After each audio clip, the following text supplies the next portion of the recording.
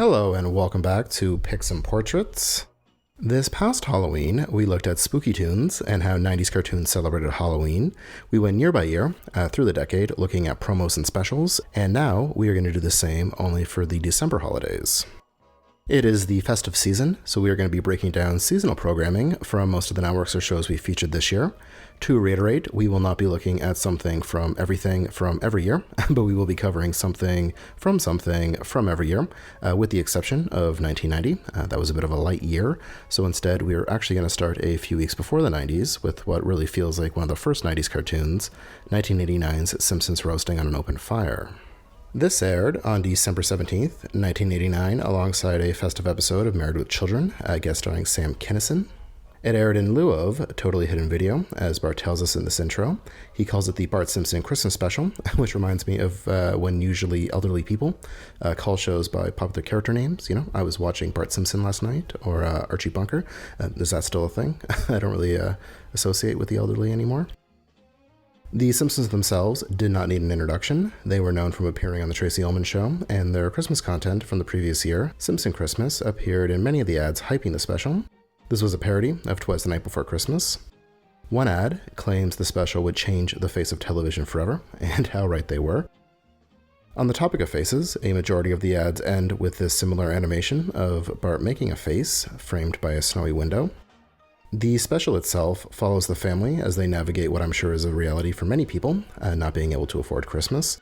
Their savings are exhausted getting a tattoo removed from Bart, while Homer's Christmas bonus doesn't come through. Dejected, he becomes a mall Santa and attempts to change his fortunes at a local dog track, bets on a loser, Santa's little helper, whose owner abandons him, and he winds up as Simpson.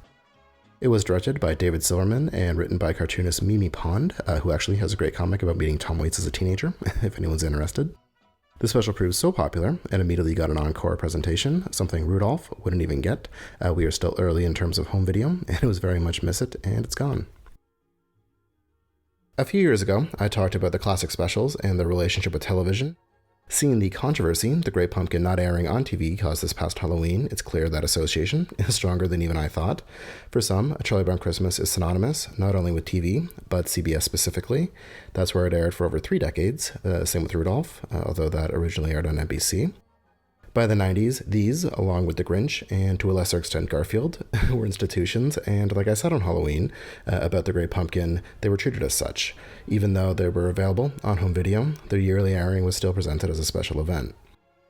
Now that even more time has passed, between now and The Simpsons Roasting on an Open Fire first premiered, than it and those other specials, I feel that while its significance is the fact that it was the first episode The Simpsons aired, I think it stands on its own as a pretty great Christmas special, one that has certainly lasted for me, at least, albeit not always on television. Into the 90s proper, 1991 brought the original 3 Nicktoons, Doug, Rugrats, and Ren and Stimpy. These all premiered on August 11th, and while they did not yet have holiday specials, they were promoted in this festive spot where Tommy, Doug, and Stimpy all make their wishes for the holidays. Ren just wants cash. At this point, they were also still airing Christmas in Tattertown, which we recently talked about, so you can check that out if you haven't. Throughout this video, we are going to see how the Nickelodeon Splat logo changes into festive shapes. In 1991, it was a wreath, which I think is one of the weaker designs, in my opinion. It wouldn't be until 1992 that a Nicktoon got a Christmas special with the Rugrats' The Santa Experience. This focused on faith and belief in Santa, as well as the confusion and even fear that comes with introducing kids to this tradition. That year, Fox aired one of my favorite Christmas specials, It's a Wonderful Tiny Toons Christmas Special, obviously a parody of It's a Wonderful Life, which itself is a television institution. This was my introduction to that story. For those unfamiliar, as it's going to be coming up again, George Bailey dedicates his entire life to helping others and then snaps and tries to jump off a bridge, only to be saved by his guardian angel, who shows him what life would be like if he was never born, which is significantly worse. We've all been there, I'm sure. In this version, Buster considers throwing himself out of the picture after becoming overwhelmed while working on the Christmas special. He has shown what Tiny Toons would be without him. Plucky is the star, Acme University is now a business school ran by Montana Max, and Babs spends her days watching old Looney Tunes shorts in the Warner Film Library, wishing for a counterpart. His guardian angel is another rabbit named Harvey, whose voice characterization is based off of Jimmy Stewart, who starred in It's a Wonderful Life, as well as Harvey, a film about a man who communicates with a human-sized rabbit. In the end, he is revealed to be Bugs, while Buster, back in the picture, is left with a new outlook on life, knowing no Toon is a failure who has friends. 1992 was also the year Cartoon Network debuted, and one of the first traditions they tried to create was a black and white Christmas. This was a precursor to their early programming block, Late Night Black and White, where they would air classic black and white cartoons starting at 11:45. It was mainly Fleischer and Old Merry Medleys. A Black and White Christmas was a 24-hour marathon of these classic cartoons starting at midnight Christmas Eve. The mascot that appeared in the promos and bumpers was this adorable snowman. For the marathon, it appears in black and white, but I found this color promo where it skis down the hill and gets tuckered out. Kicking off, 1993 is one of my favorite pieces of obscure Simpsons media, this ad for TGI Fridays. It's pretty simple, a little meta. Homer and Santa's Little Helper are watching a live-action ad for Friday's holiday sample platter. It's so mouth-watering, it causes Homer to attack the television. Now, I am not American, but I feel like this was the height of The Simpsons' popularity, and it's strange that of all the chains they could have shilled for, they shilled TGI Fridays. Maybe I'm underestimating it, or maybe, I don't know, they just paid the most money. Over on Nickelodeon, the first Ren and Stimpy Christmas episode aired, Son of Stimpy. Here, Stimpy farts. He is both amazed and confused by this. Unable to find it, he becomes distant and spends the rest of the episode searching for his lost fart, known as Stinky. Christmas comes, and he leaves Ren and heads for the big city, the Naked City, where they are temporarily reunited. Unable to find Stinky, Stimpy heads home, where he is nursed back to health, and Stinky eventually follows. He reveals he only left to find a mate, which he did, a fish carcass, and the special ends with their wedding. I have made my thoughts on John Kay known here before. I don't, but I do think it is possible to still enjoy Ren and Stimpy, especially the later episodes, but this has his stink all over it. Kind of hard to get into for me. Well, the mood is deflated a bit. Next up is Doug's Christmas Story, which was very traumatic viewing for me as a child. It starts with Doug and his friends playing hockey on a lake. The ice cracks, and Bibi, the daughter of the richest man in town, nearly falls through it, but is saved by Doug's dog, Porkchop, though it looks like he bit her. The ex-mayor turned conservative radio host gets wind that the dog may have bit her, and before long the media is in a frenzy, and Porkchop is arrested, which is absolutely heartbreaking. Charges are pressed against him, and I feel like this has a lot to say about power dynamics in society and the justice system and media narratives. A dramatization portrays him as a vicious bulldog, which I don't think is very fair to bulldogs. On trial, he faces death until the town is brought to the scene of the supposed crime, where it happens again, but Porkchop saves the day and is celebrated for the hero he is. Rounding out 1993 is our first venture into MTV's output with A Very Special Christmas with Beavis and Butt-head. This changed their format slightly. Rather than critiquing videos around a story, they just critiqued Christmas-themed videos. These include Do They Know It's Christmas, Christmas in Hollis, and Merry Christmas, I Don't Want to Fight Tonight by the Ramones, which is my favorite featured.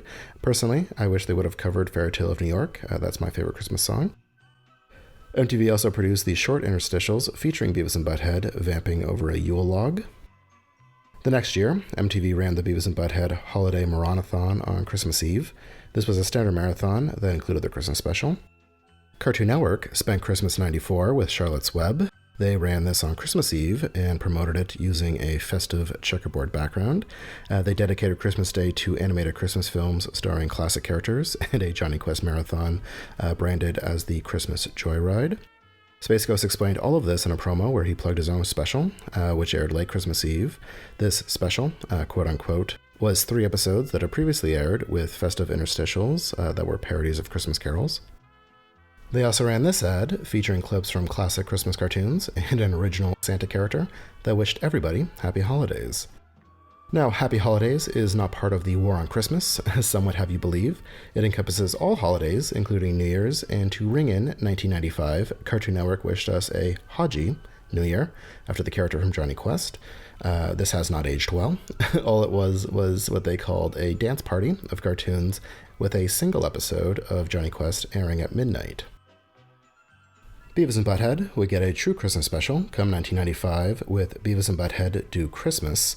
This featured parodies of It's a Wonderful Life and Dickens' A Christmas Carol, which I see as 2 sides of the same coin. Both show the effect a person can have on the world, negative and positive. The first segment cast Beavis as Scrooge. It takes place in the future, where he is manager of Burger World, and his former principal is an employee. This hits all the predictable beats of A Christmas Carol, the three ghosts visit, only Beavis learns that if he doesn't change his ways, he will die a virgin. This is the weaker of the two, in my opinion. Butt-head as George Bailey, seeing all the ways the world would be improved if he didn't exist, is much better, again, my opinion. In between the segments were children's letters to Butt-head, where Butt-head would read letters from fans. These were real. They ran this commercial, soliciting questions from viewers in the weeks running up to the holidays. That year, Nickelodeon gave us a less problematic Ren and Stimpy special with a scooter for Yaxmas. This aired alongside their previous Christmas episodes on Snick, which was their primetime Saturday night programming block. For this one festive night, it was rebranded as the Snick Toons Christmas Gift Pack. But, as far as I'm concerned, all else pales when compared to my absolute favorite Christmas special of all time, The Simpsons' Marge Be Not Proud. Quick synopsis. Bart brings shame to himself and his family by stealing a copy of Bone Storm, the hot new video game, and spends the rest of the Christmas season trying to get back into his family's, specifically his mother's, Marge's, good book. This episode means so much to me because it is a time capsule of my childhood, going to the mall or department store, physically buying or getting video games, the portrait studio. This was my Christmas growing up. These events still exist but are quickly disappearing and now make the special feel kind of dated. Some younger viewers may not remember, but video games were not always as ingrained or embraced by popular culture as they are today. If a sitcom did mention a video game, they were never licensed. I mean, Bone Storm is fake, but Donkey Kong, Sonic, and the Mario Brothers all make cameos in this episode. Also, even though consoles were popular gifts, toys and Christmas specials were just that, toys, so in a way, this special was very modern, and as a kid of the 90s, very relatable. It perfectly captures a feeling one can get at any age, but especially in childhood, of disappointing a parent. I feel like for those in my demographic, this is on par with Rudolph or The Grinch or Frosty as an absolute classic. 1996 gave us quite the departure by highlighting another December holiday, Hanukkah, with a Rugrats Hanukkah. Nickelodeon actually had a history of celebrating Hanukkah. They had produced a couple of bumpers or spots over the years. In 1995, they incorporated Judaism into the Rugrats canon with their Passover special. Growing up when and where I did, Rugrats was certainly my introduction to the Jewish faith, or really any faith outside of Christianity. This Hanukkah special is based around a few different retellings of the Hanukkah story. It starts as an interpretation of a book where Tommy plays the role of Judah, a Jewish priest who led the Maccabean revolt against Antiochus IV. At the time, the Jews were persecuted and living under the rule of Antiochus, who forbade them from practicing their religion. The other children are his followers, the Maccabees, or the Maccababies. The famous line from this is, a Maccababy's gotta do what a Maccababy's gotta do. The battle itself is told through a play starring Tommy's grandfather Boris, while his childhood rival Shlomo plays Antiochus. They resent each other, and their feelings come to a head during the battle, where they each learn that the other one secretly envied them. The special ends with Shlomo reading the children the conclusion of the Hanukkah story, where the Maccabees rededicate their destroyed temple. They discover there is only enough fuel to light the menorah for one day. They light it anyway, and miraculously, it burns for 8, giving them enough time to make more and keep the flame burning forever. Critically, this episode was well received, though it did cause some controversy. The Anti-Defamation League, an organization that fights anti-Semitism and bigotry, alleged that the appearance of Boris and his wife Minka resembled anti-Semitic caricatures found in Nazi literature. Nickelodeon's then president, L.B. Heck, said that these claims were absurd. Worth mentioning, Heck is Jewish. Personally, I was grateful for it. It was interesting seeing and learning about a different culture, and I can only imagine what it's like for Jewish kids, or really kids of any other faith, around Christmas. I've never seen it, but Rugrats would dedicate an episode to Kwanzaa in 2001, which is outside of our timeline, unfortunately. But that's great. I think everybody deserves a holiday special.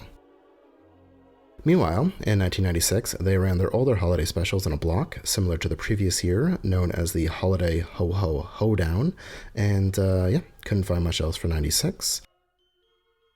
Into 1997, fellow Canadians rejoice. I managed to track down a promo that ran on Teletoon. It appeals to the exhaustion people feel around the holidays, saying that they have your holiday viewing covered. It relied heavily on Simpsons roasting on an open fire, but also features scenes from The Wind of the Willows, Pippi Longstocking, as well as some others. They would run an identical one the following year that changed up only the end with some updated graphics. Nickelodeon again packaged their holiday content together with some new stuff as Reindeer Appreciation Week. We talked earlier this year about the importance of 1997 to the development of Cartoon Network. This was the year that one of its first original cartoons, Johnny Bravo, premiered. Johnny Bravo came out of the What a Cartoon system, a showcase of animated shorts, which actually had its own Christmas-themed short, George and Junior's Christmas Spectacular, starring the classic MGM duo. This aired July 1995 and was marketed as Christmas in July, and we talked about Space Ghost earlier, but 1997's Johnny Bravo episode, 'Twas the Night, really feels like the first true Cartoon Network original Christmas. It's a parody of The Night Before Christmas, narrated by Adam West. Pretty simple. Johnny becomes Santa Claus. At one point, we get a cameo by Scooby-Doo, which is fun. This was also the year King of the Hill debuted. I found its first Christmas episode, The Unbearable Blindness of Lang, promoted here, alongside The Simpsons' third, Miracle on Evergreen Terrace, where Bart burns Christmas. This video, and similar ones, grew out of my love of these kind of promos. This year, Fox went with a simple blue and snowflake design, simple and tasteful. It may not be my favorite, but I think the best King of the Hill Christmas would come in 1998 with Pretty Pretty Dresses. Like The Simpsons had in 1989, this show decided Christmas. A lot of shows really hadn't before.